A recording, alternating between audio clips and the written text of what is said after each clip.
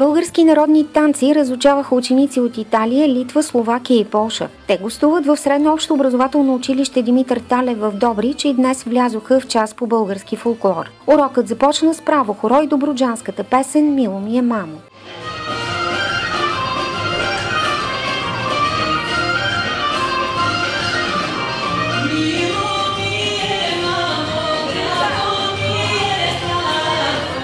Последва добруджанско хоро, сборенка, македонски и родопски ритми. В танците се включиха както гостите, така и възпитаници на танцовата школа в учебното заведение. Мисля, че се справиха добре. Естествено, ако имат още 2-3 пъти да играят, ще се справят по-добре.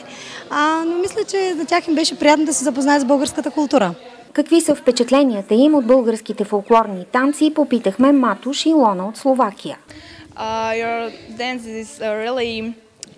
Вашите танци са много красиви и различни от тия в нашата страна. Не е същото, но аз наистина ги харесвам. Българският фолклор е много интересен, не приличат на никоя друга държава. Много са забавни и аз ги харесвам.